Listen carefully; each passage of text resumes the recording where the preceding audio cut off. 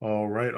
Good morning, good afternoon, good evening to you, wherever you are in this beautiful world. Welcome to our Inner Circle Live pre-New York session. I'm your host, Ryan Carthage. We'll be joined shortly by my awesome partner, joined by my awesome partner, Mr. Benny Allen. I hope everybody's doing well today on this beautiful Wednesday. As always, let's try and follow distractions, grab a pen and paper, let's take lots of notes. Let's make sure that we participate and engage. And as always, I want to start our day off by taking massive action. That action stands for accepting all possible losses before entering a trade, preparing you for any outcome, centering yourself, body, mind, and spirit, ensuring a balanced approach to trading, trusting your education, strategy, trade skills, and intuition. Imagine your trade successfully materializing, obeying your trading strategy, avoiding decisions based on greed or fear, and never looking back or stopping once your trade has commenced. All right. So we will dive into the fundamentals, take a look at things, see what things are. Um, and then, as promised, we will dive into a breakdown on Micron Technology. Um, so if everybody can hear me okay, drop me one in the chat and we'll get things rocking.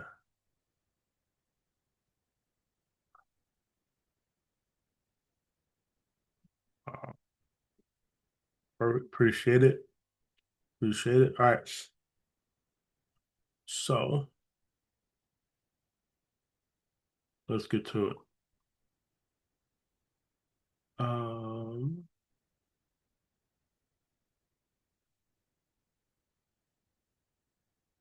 Maybe. Here we go.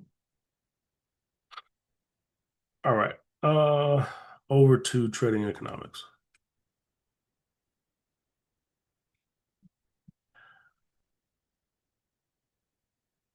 All right. Global stocks rise. Global stocks in the green on Wednesday, buoyed by improved global sentiment after U.S.-Japan trade deal.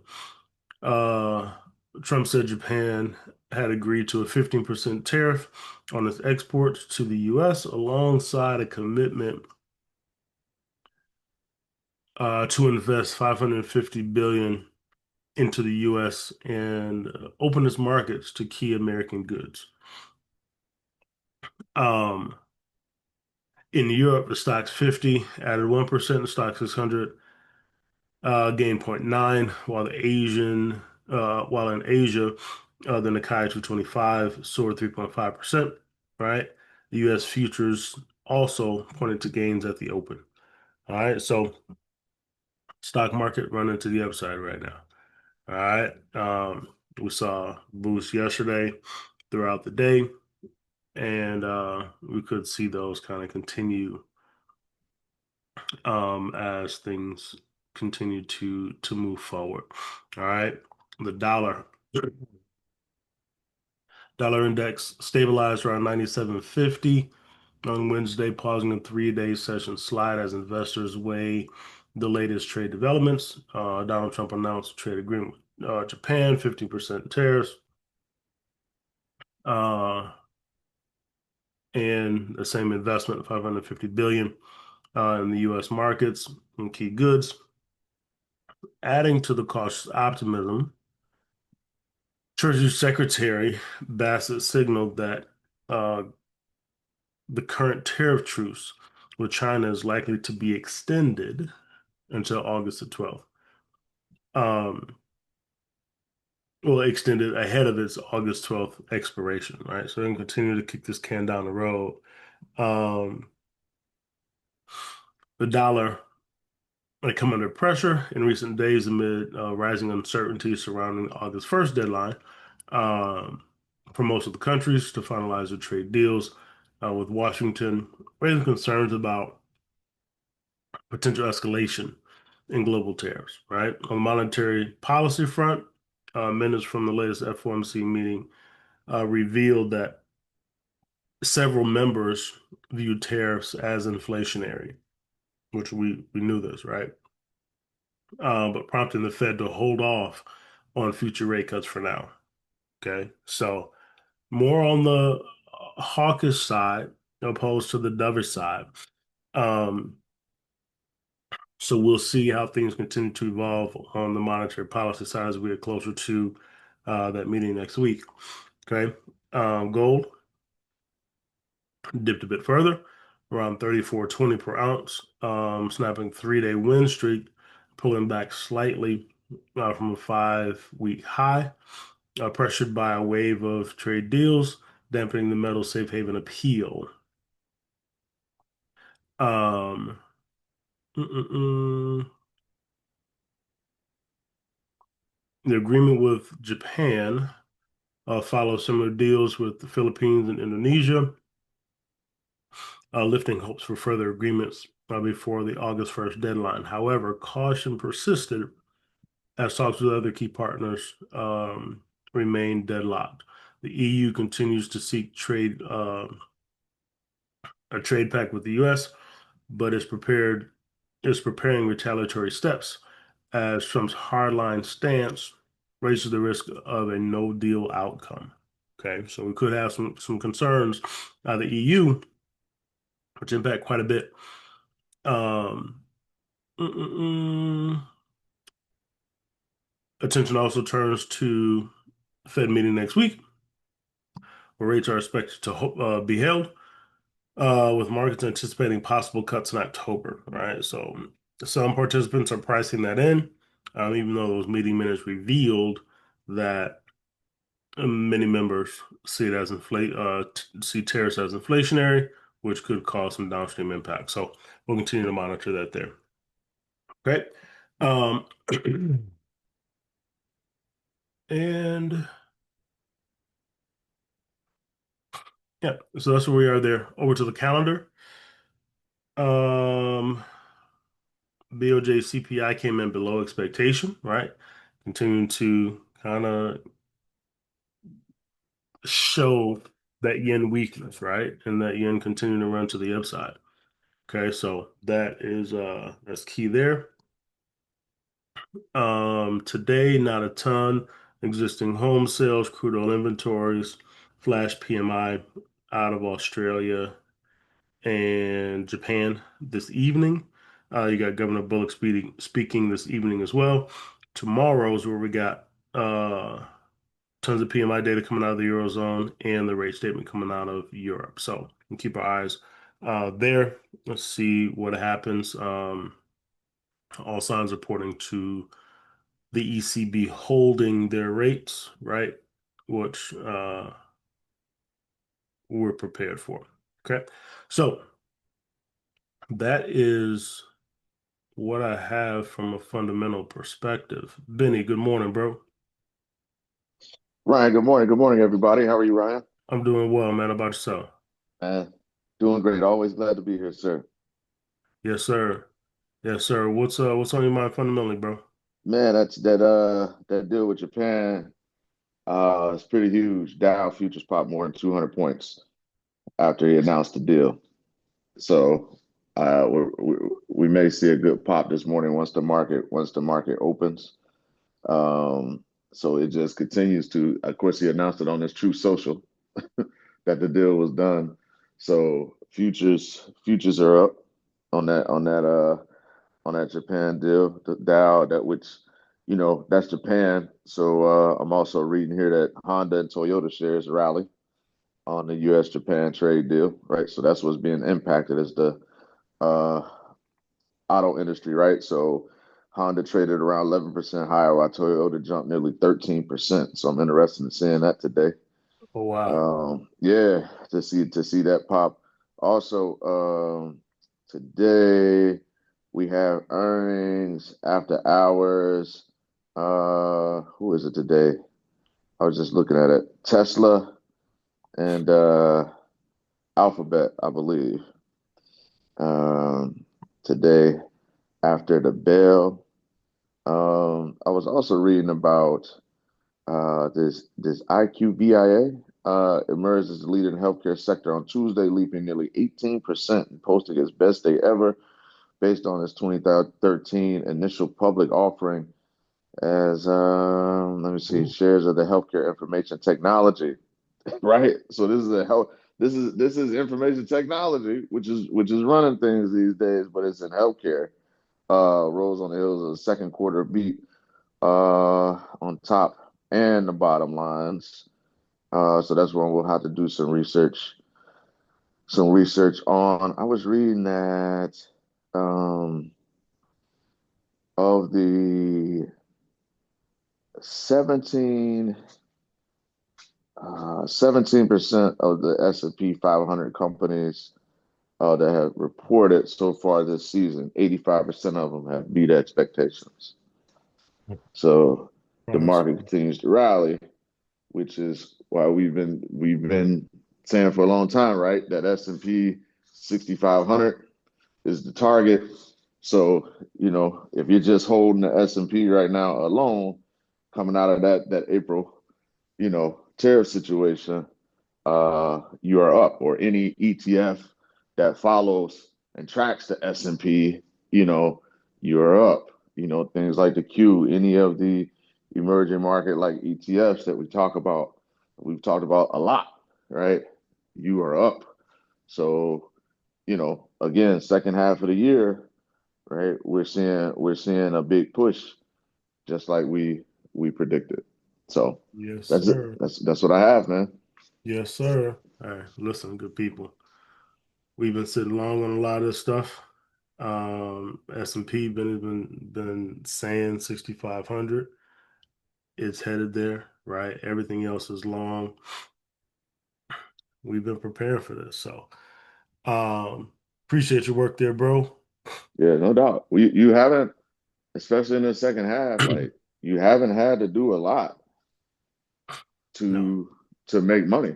You just hold your positions. That the one S&P position, like you got three that I told you that I took half off of.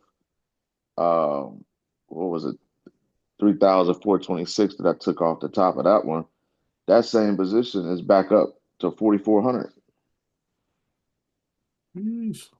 Another spot position that I'm in just at 83 shares is up 5,067. And then I got another one in that I added, right? Because we said, hey, you could trade small, add to the position as it goes, right? That one's up 29.33, right? Mhm. So haven't had to do a whole lot. The Q position is up 33.70. So the Q, you haven't had to do a lot to, you know, to make your money as far as a lot of transactions. It's just sitting and holding the positions. The Nvidia position is still up. Even though it was down a little bit, tech took a little bit of hit. But there's been a few areas, right, to really make money, right? Just like Yeah. just like we said. So just being patient and holding the positions. I don't know what else to do but that, considering the situation, which we've talked about ad nauseum at this point this year. So Yeah, bro. It's facts, dude. It's facts, right? And so the work has been on the patience, right? Uh, on the patience and allowing the market to do what it's gonna do, right? Based on our analysis and our work on the charts and on the fundamental side, understanding where the world is, where the economies are, and where the where we are from a geopolitical perspective. Um, Trusting our analysis, right? And that's ultimately what it comes down to. And so kudos to you, bro. Kudos to you and everybody else that's been just standing firm and doing what we know to do on a daily basis. appreciate it. No doubt. No doubt. Team, you guys got anything from a fundamental perspective you want to bring to the table?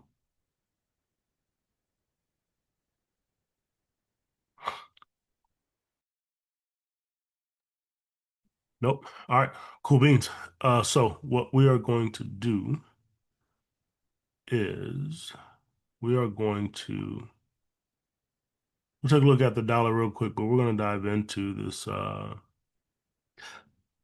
this Micron Technology presentation and talk through what that is and what that means. Right? Who is Micron Technology? Hey So, Ryan, yes, sir. sorry to interrupt. So another thing that I read, right? A lot of times this comes down to reading, right? So I'll see if I could post this in the chat. Crazy, right? So Kathy Wood, right, is at it again. So she took with her ARC, she offloaded 90 million in Coinbase shares, right? Because it had just recently hit an all-time high.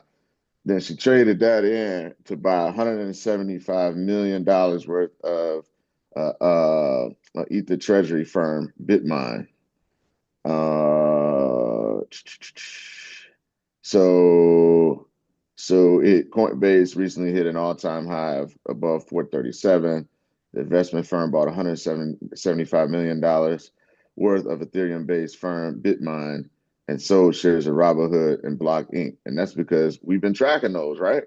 And they're hitting major highs. So everything that she's doing, you could do, right? Not in such a large scale, but our combination of fundamentals and technicals, the way we teach it in the framework, we're looking at the fibs and we've been tracking Robinhood, Coinbase. We see that they're at all-time highs, right?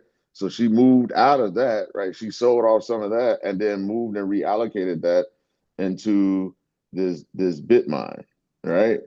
Um, which we could do the research on that.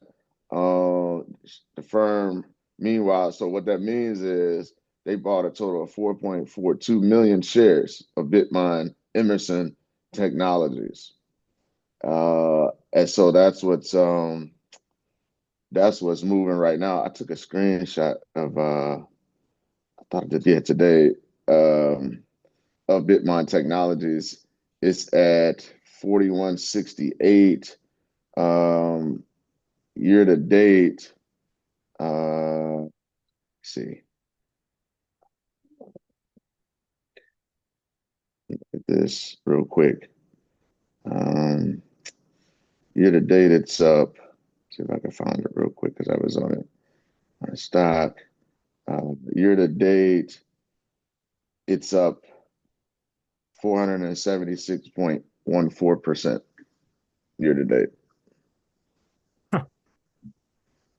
plus $33, right? So that is BMNR, Bitmine Emerson Technologies. I wonder if that's owned by like Peter Thiel or somebody like that. I have to look it up. But yeah, so something else for us to track, possibly investing in your long-term portfolio. I took some shares. I looked it up in Robinhood, so setting up on the market open to see what I could possibly grab. I want to try to get some technicals on it first, but yeah, Yeah, for sure. yep, So, yep. So that's it. but like you said, come down to reading and paying attention to the details, right? What's happening where, and to staying abreast of the movements, um, the movements in the market, right? We talked about um, stock circle, right? Stock circle, and being able to follow these changes from big time investors. And there's other websites as well, which add that to my list of um, breakdowns to do. But there's other sources out there where you can research as these changes happen, right? These large purchases and large sales of stocks have to be reported, right? And gathering that data to understand where the market's moving, right? So that we can also be in line with where the market's moving, right? Where the money is going. So, um, yeah, man, that's huge. That's huge.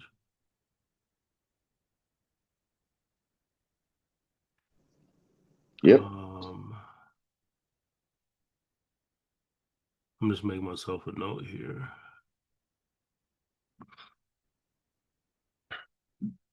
So, cool deal. Appreciate that, bro. Appreciate that. All right. DXY, this is where we are still lingering in the zone, pulling back a little bit right now. Let me refresh this. Yep.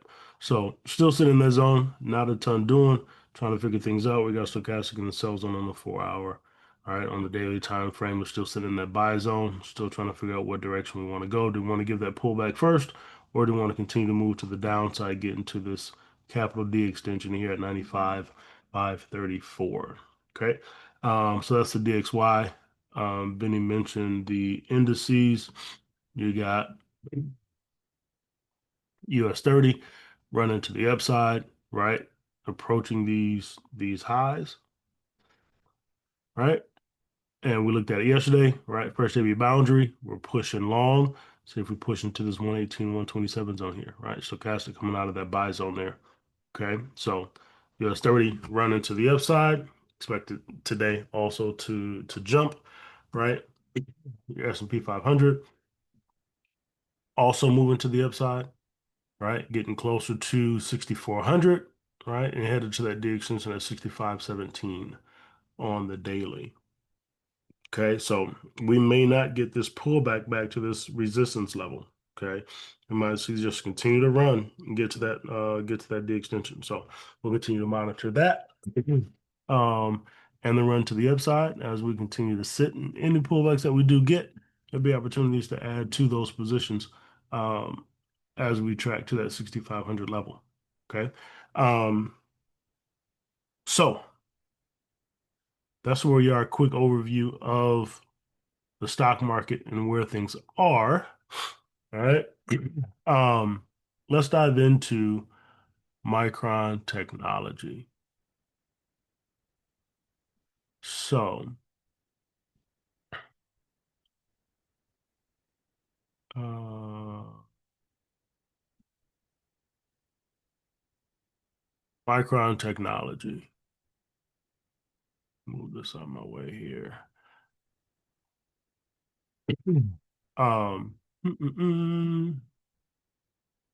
so Micron Technology, right? Just a deep dive investment analysis of Micron Technology, right? It's important for us to understand the role of this company and the role they play in the memory semiconductor sector, right? On the memory side of things, right?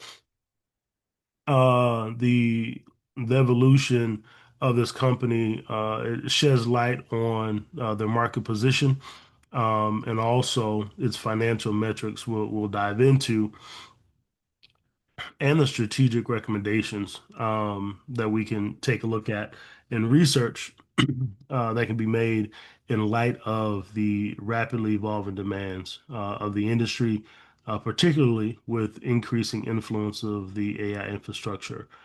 So Micron Technology, it has an innovative approach and a robust, large product offering, and it stands out in the competitive landscape, right? So we'll take a look at um, how Micron is adopting or adapting to the changing dynamics of the industry market, especially as the demand for advanced memory solutions um, they contribute to the surge driven by the artificial intelligence applications, right? So it increases that need for the memory storage of devices.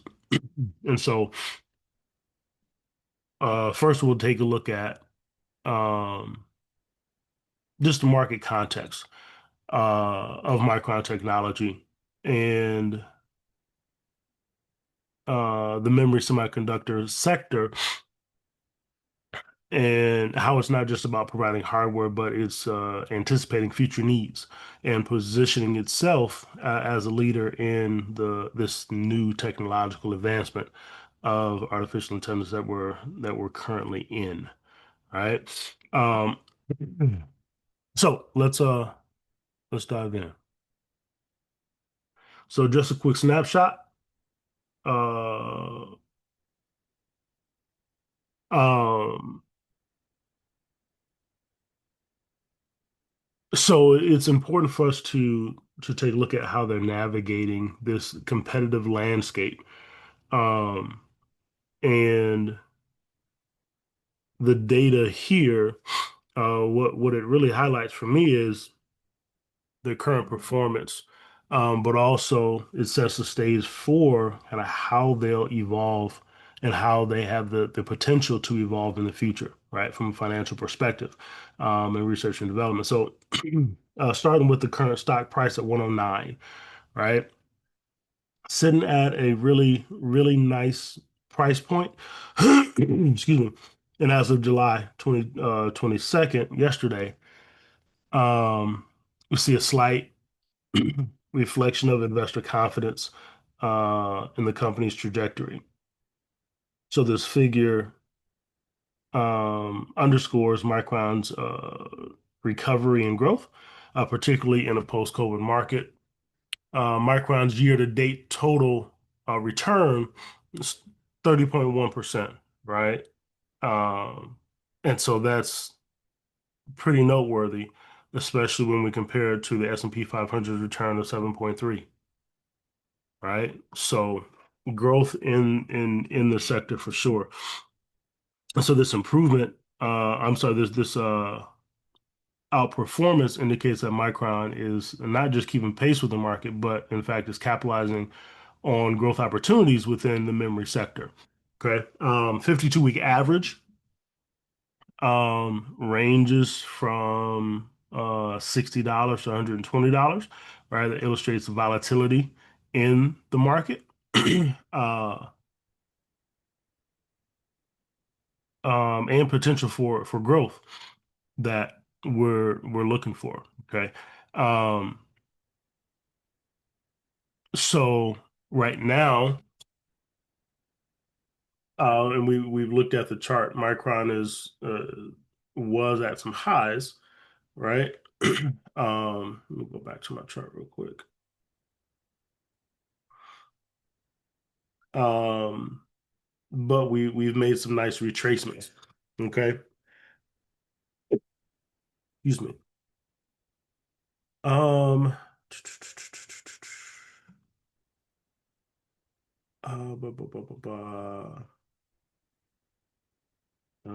my bad. One second.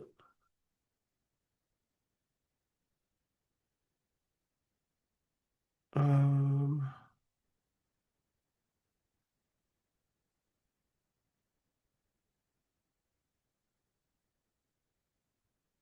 uh, so we're seeing this retracement as we looked at yesterday in the charts, but it's positioning Micron really well in the market to allow us to see another move to the upside, right? And so it's reflecting both market sentiment and some of the strategic initiatives that they're taking. And so focusing on the sector, memory semiconductors are one of the core driving, one of the core areas driving their growth, right?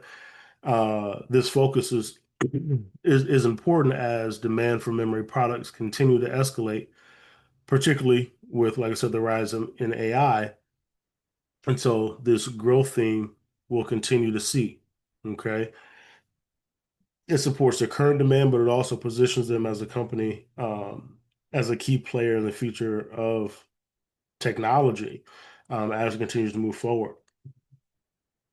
And so as we move forward, we'll take a look more specifically at investment insights, including year-over-year return, year-over-year revenue, and profitability metrics, which will provide us with a deeper understanding of their financial health and their growth potential. And so these will be important for us to assess whether this will be a sound investment for future or not, right?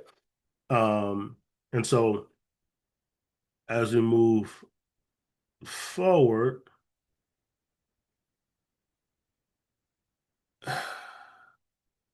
they're strong metrics. They underpin the growth potential and their overall valuation, right? The data here, it presents, it highlights a company that's not just surviving in this interesting and could be volatile times, but it's really thriving, right? And so to start, they have impressive 50% year-over-year growth in revenue. And so that signifies strong demand in the sector, right? We have your NVIDIAs and your chip designs and those things, and then you have the memory side of things where Micron sits, and they're in a really strong position financially, right? And this surge, it reflects an increase in resilience on memory solutions across various industries, from consumer electronics to data centers, right? So as these data centers continue to be developed, they're going to need these memory solutions, right, added into their process, right? And so it's going to be important as the industry continues to evolve. Okay, so this growth is a key indicator of where they sit, right? Not just as a number, but it indicates a shift in consumption patterns, right? And in a growing market that Micron is positioned in, right? And so looking at the revenue for Q3 2025, um, we see it could reach a 9.3 billion, which is a 37% increase compared to the previous year, right? And so year over year, they're seeing massive growth and understanding where AI is and where and that we're at the beginning of this shift, right? We're looking at these increases, right? Year over year, continue to expand. All right. And so this performance, it shows Micron's ability to meet market needs and adapt to changes in the conditions, right? Globally. And we'll talk about where they sit from a global perspective as well. But it's essential to recognize how this level of revenue growth can really bolster investor confidence, right? And also attract new investments, right? Or 2.18 billion in non-GAAP net income, it showcases their healthy profit margins, right? Healthy profit margins to support their financial stability.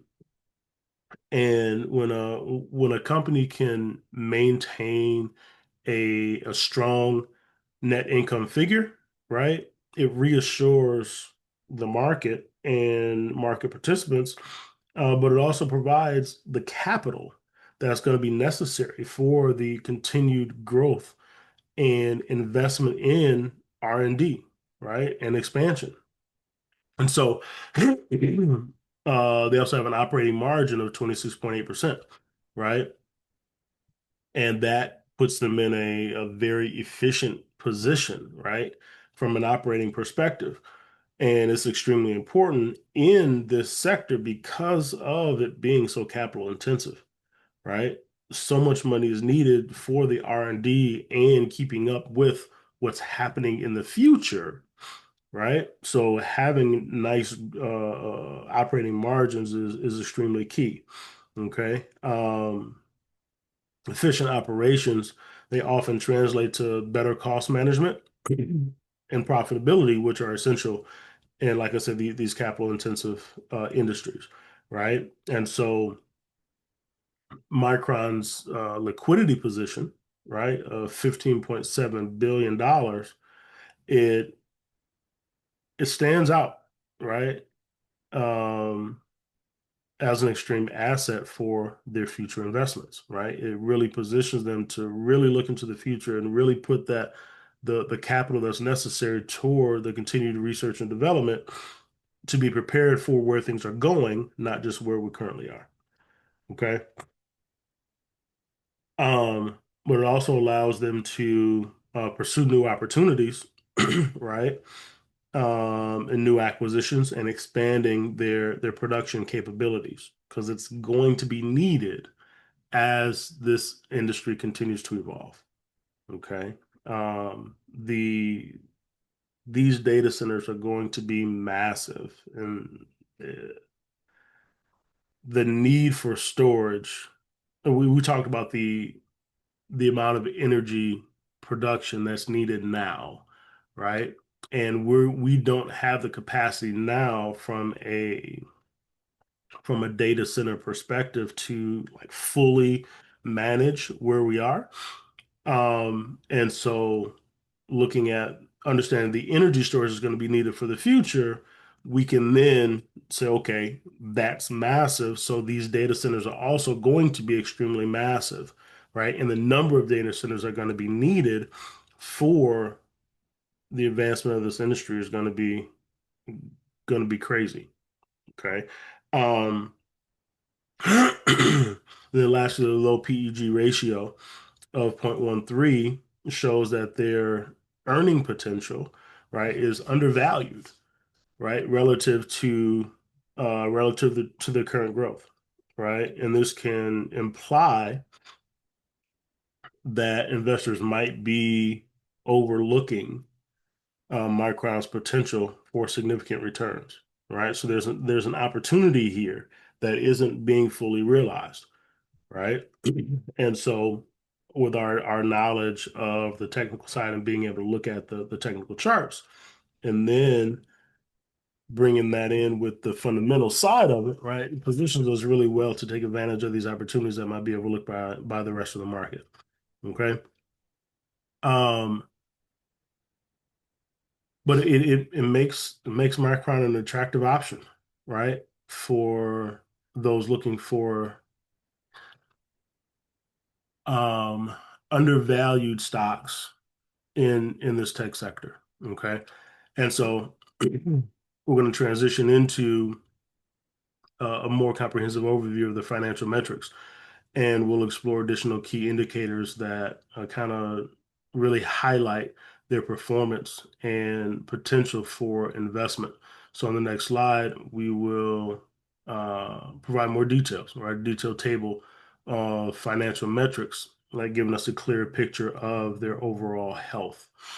Okay. So this is just a breakdown of all of their data from a financial perspective, and it helps us to understand the company's standing and the current standing and the potential investment opportunities, right? And so their revenue stands at 33.81 billion, reflecting a 58% year-over-year growth, right?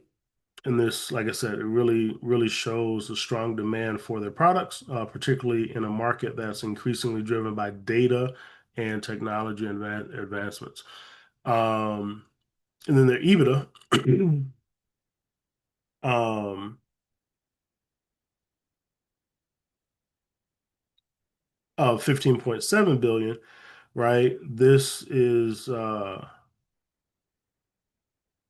it's it's a measure of the company's operational profitability, and it gives us insight into their ability to generate cash from their core operations, right? That's what the EBITDA shows you.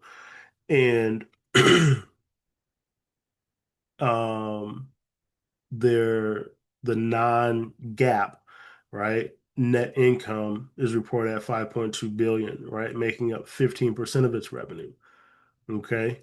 This metric, it's important for investors because it provides a clear picture into um, profitability by excluding certain non-reoccurring expenses, right? So removing the non-reoccurring expenses, what does the revenue truly look like, right? And so at 15%, that's a really strong number. Okay. Um, on the gap side of things, right, including those reoccurring expenses, right, the net income is slightly lower at 4.8 billion, which is about 14% of its overall revenue. Okay. And so it's worth noting here that the third quarter alone contributes 1.89 billion to this figure, showcasing strong quarterly performance. Okay. So the gross margin for Q3 sits at 39%, right? With guidance suggesting that it could rise up to 42%. Okay. So this could push even further from a gross margin perspective, right? And so a healthy growth margin is extremely vital for sustaining operations and future growth initiatives, right? That margin is key. And because of where they sit in the sector, they're able to have those larger margins than many. Okay. Um, and the guidance is promising for future profitability. Okay. And so when it comes to leverage, Micron maintains a debt to equity ratio of 0.31, right? And so this indicates a relatively low level of debt, which is extremely advantageous from a financial stability perspective, right? And it gives them flexibility in capitalizing on new opportunities, right? They don't have a ton of debt, so they're not weighed down by the cost to manage said debt, right? Especially as the Fed continues to hold rates, right? They they don't have that additional burden and they can be a lot more flexible than others that have a larger debt burden. Okay. Um, uh, beta of 2.44, right? This shows that Micron's stock is more volatile than the market, right? Suggesting a higher risk, but also potential for greater returns, right? So this is a greater risk stock because of the industry and where things are, but there's a higher return potential as well.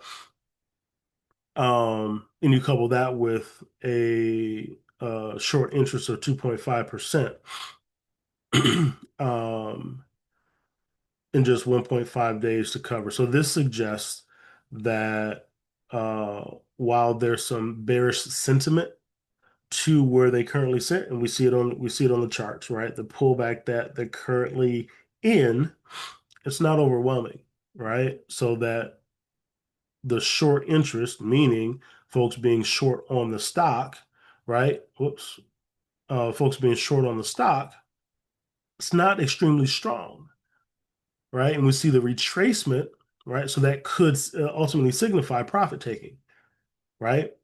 Profit taking in the market, lower price gives us a great opportunity to buy. Okay. Um, so then looking at valuation metrics, uh, the forward PE ratio of 9.3 and the PEG ratio of just 0.13, this highlights um, that Micron could be undervalued relative to its growth prospects, which we just mentioned, right? Um, and this combination is attractive for investors seeking growth at a good price, right? Growth at a good price, right? Close to $100 per stock, right? Great opportunity, right? Um, and so as we move forward here, from a data perspective, we'll take a look at forecasts for Micron's investment landscape, right, including price targets and key market catalysts, right? And this will help us to understand potential future trajectory of Micron stock and factors that could influence the performance of this stock. All right. So we have as we go through these numbers, this set of data, it's important for us to understand the factors that influence price, right? And market catalysts that could dictate uh, investment decisions, right? So this slide here really outlines the range of price targets that reflect expected demand driven by the advancements in this industry. All right, and particularly the the DRAM technology. Um, And so projected price targets of 120 to 140 is optimistic and it indicates strong market confidence. Okay. Um, Especially as we continue to see the um, the data center needs continue to evolve, right? And so, like I said, as that continues to ramp up, we're still at the very beginning. We could see this continue to move higher, right? As those needs continue to evolve. Um, and so we'll talk about some key points, right? The bear case suggests 25% chance that price drops between 80 and $100. All right. 25% chance that price drops between 80 and $100, right? Which will likely result from broader cycle slumps, right? And this highlights the volatility in the semiconductor industry, right? And with the tariff conversation continue to go back and forth.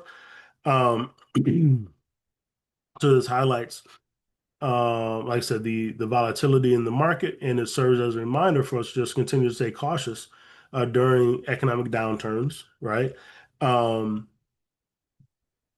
and just continue back and forth from a political perspective when it comes to tariffs and policy, okay, coming out of Washington. So we'll continue to monitor that side of it. Um, on the other side, right, the base case shows a 55% probability of achieving a price of 120 to 140 range.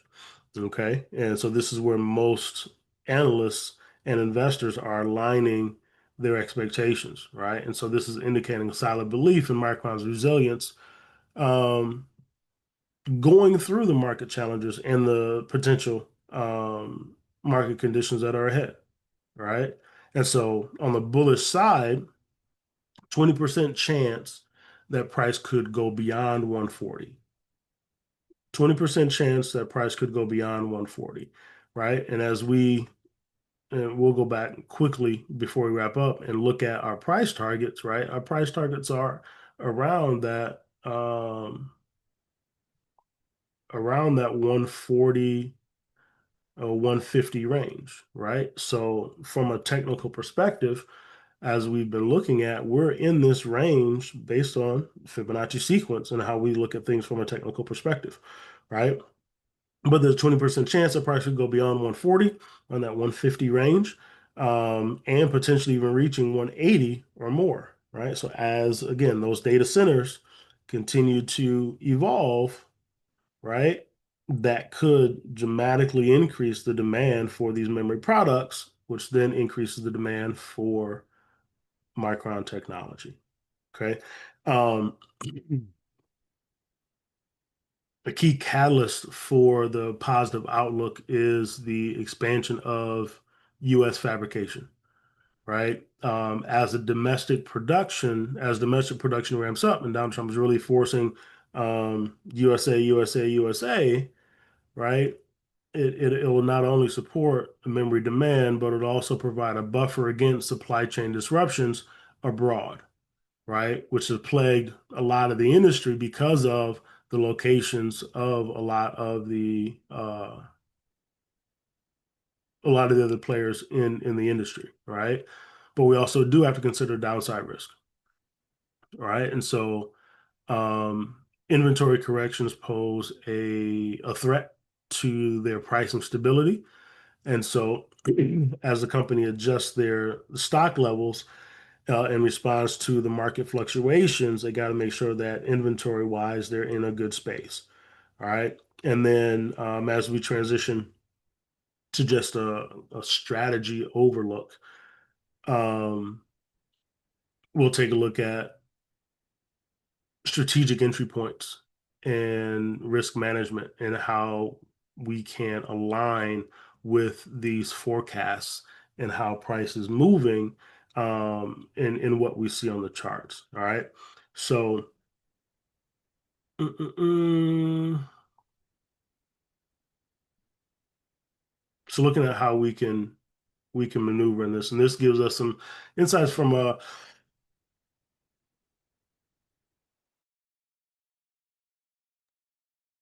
um from multiple perspectives here, right? And so by taking a look at multiple avenues for investment, right, we can really position ourselves for to maximize our returns. Okay. Um, and so obviously different ways. We got different traders in the group, right? So if you're trading this on options, you can look at it from that perspective, right? If you're adding it to your portfolio, you can look at it from that perspective. If you're trading it on Darwin, you can look at it from that perspective. Okay. Um, so uh, uh, uh, uh, uh, so if you're looking at it from an option perspective, right? You can consider a Q1 call option, Q1 of 2027, right, with a price target of 120, right? This option allows you to really leverage the investment, right? Assuming we're bullish on Micron's future performance, right? So that's from an options perspective, right? This option allows you to leverage, my bad.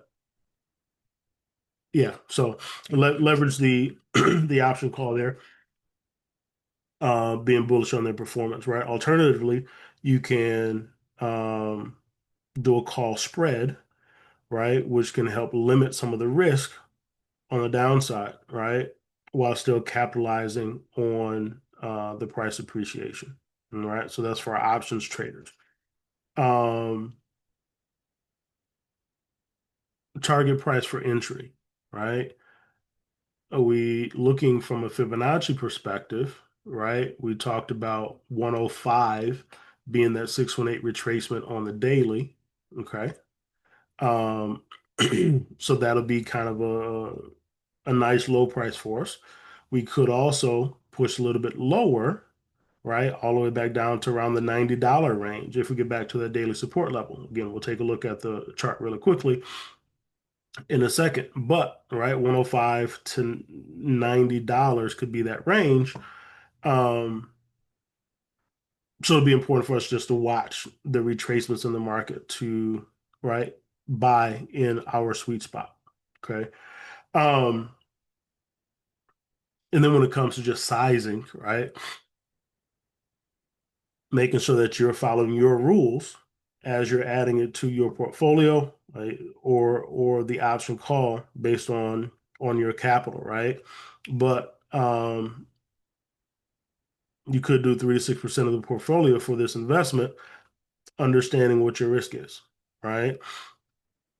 This would be a balance between risk and reward, right? Ensuring that we have a decent exposure in Micron, but um, not overexposing ourselves, okay? Um, and then giving us a stop loss around that $95 range, which is that A boundary, okay? Um, And so there's a 13% drawdown if we get down to that $95 range. Okay. So managing that percentage of your total portfolio and the downside risk of 13%, making sure that you're in alignment with what that looks like for you from a financial perspective. All right. And then we'll continue to reevaluate, right? Um, into Q4 around October, monitoring where things are in the memory sector and monitoring things like PMI, right, and capital expenditure to ensure that things continue to stay in a good range. All right. Um, and then just monitoring overall conditions. Okay.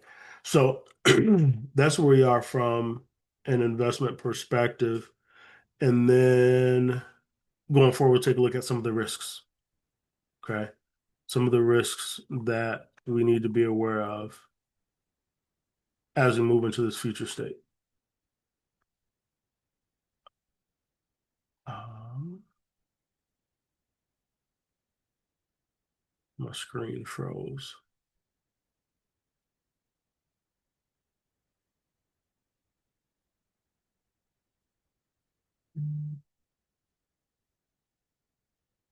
Give me 1 second, everybody. My screen is frozen on my end.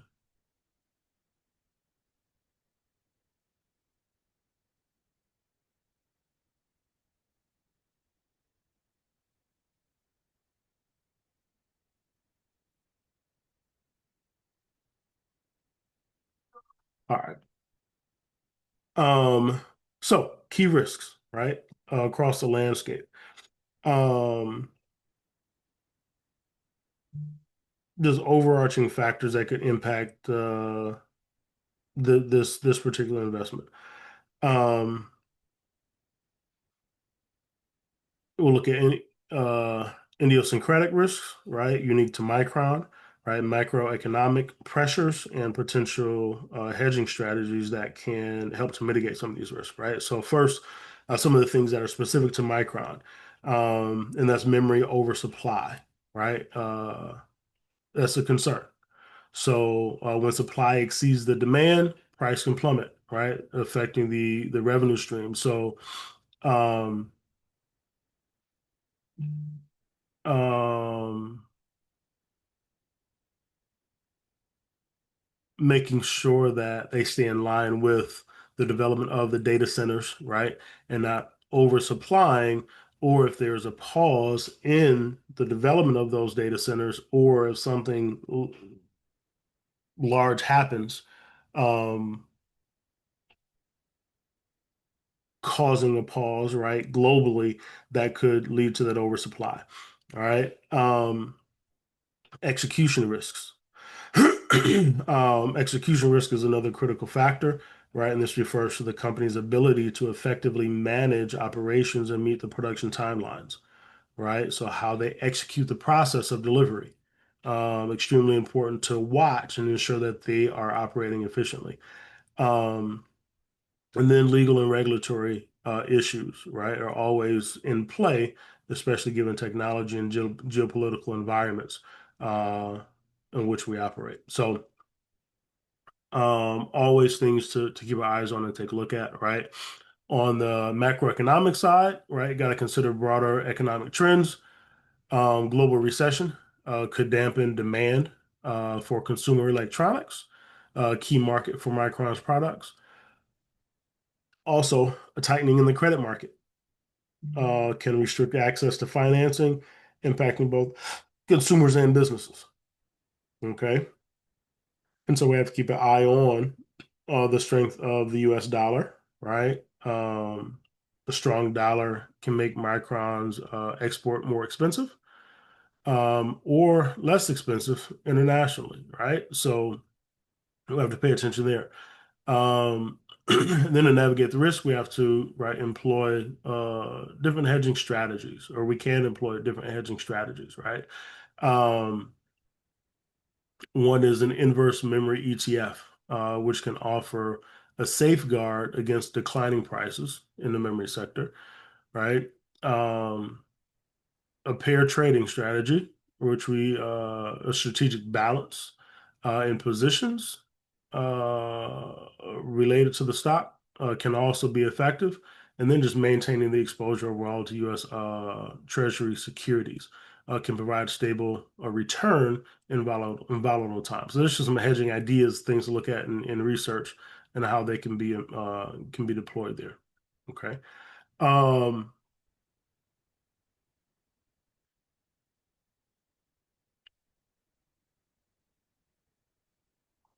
so next up, right, just understanding, right, this AI memory boom and the landscape, right?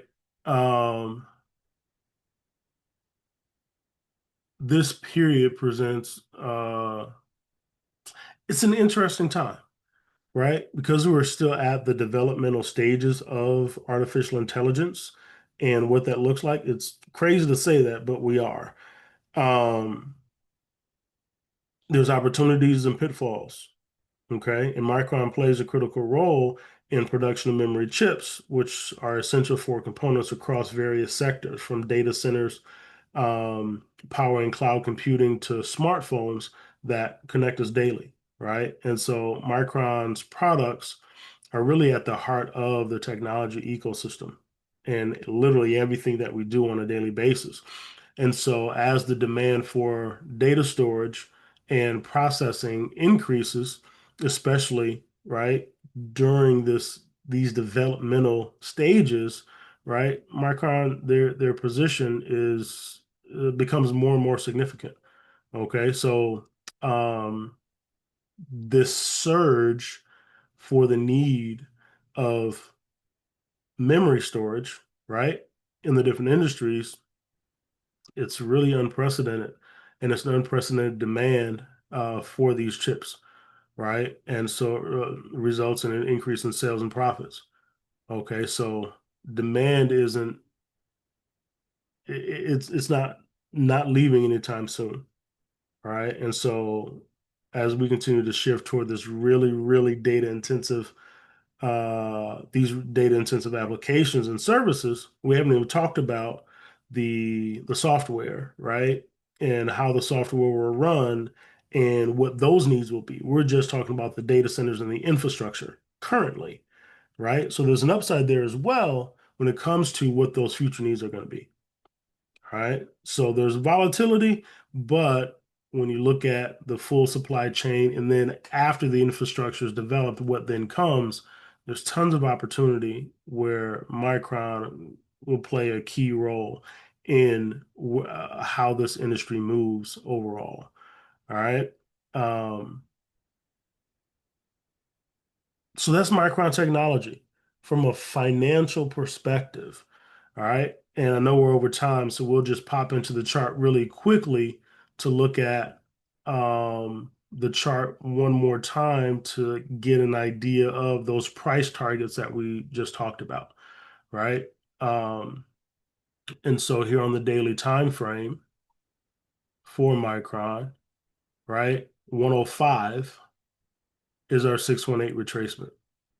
Right? So we're in this up retracement zone now. We're coming down to the downside. 105 is a 618 retracement, right? 91 is your A boundary. Okay. 95 is in between your 8-6 retracement and your A boundary, right?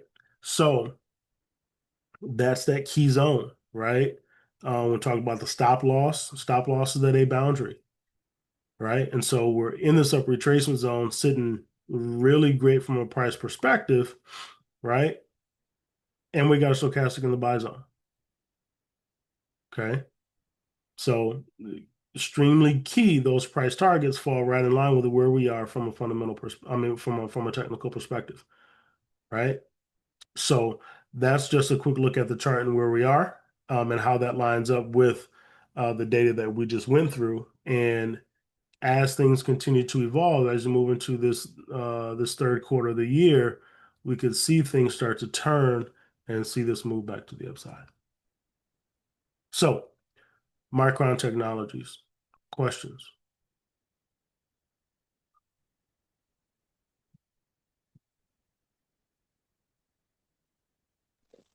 Hey, Ryan, Yes, sir. phenomenal work. Appreciate it, bro.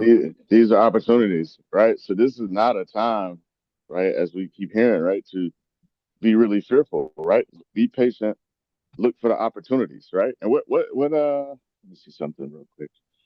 So I'm looking from my phone. Let me zoom in on this. We're at where are we at right now? 109, Yep, 109. right? Just shy of a 109. 50% retracement. Yep. 109, right? So there's gonna be opportunity there soon, you know. And hey, I do okay, but you know what I just did recently, Ryan? Me and my Yeah. wife and I, we got a lot of stuff around the house. My son had a major growth spurt, went like 3 shoe sizes in the Woo. last 4 months, right? So guess what? Put his shoes that he wore 2 times on the Facebook Marketplace, sold them all one day.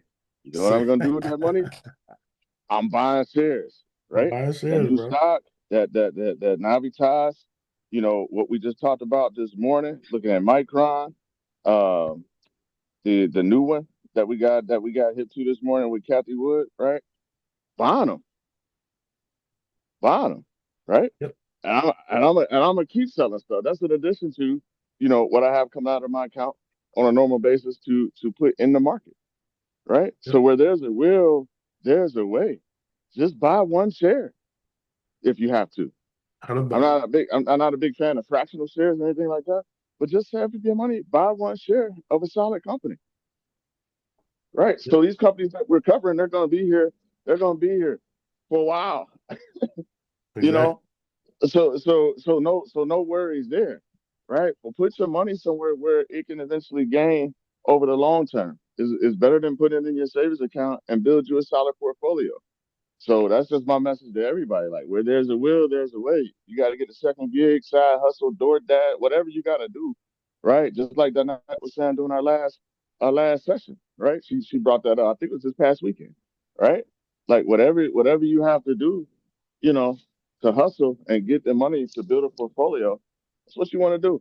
It's gonna pay off in the long run. It has a proven track record of doing so. Proven Great track work. record of doing so. Right? Proven track record of doing so. Right? And then I'll close on this. Appreciate that, bro. And that's facts, right? Whatever we got to do to figure it out and make it happen.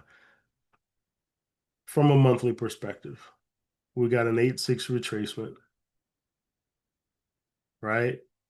It mentioned in that presentation, price going to 180. 8-6 retracement is 177, right? So it's all in alignment with where we are, right? We just got to make sure that we're taking the necessary steps on our end to actually put these things into place, right? And take action on the opportunities that we review and the opportunities that present themselves when they present themselves. Knowledge for knowledge's sake doesn't really benefit you, right? Application of the knowledge is where the growth happens. So let's keep applying, good people. All right. That's it. We'll be back at it tomorrow morning, 6:30 a.m. Eastern Standard Time for the pre-New York session with my awesome partner, Mr. Ben Allen. You all have a phenomenal Wednesday. Peace. Thank You're welcome.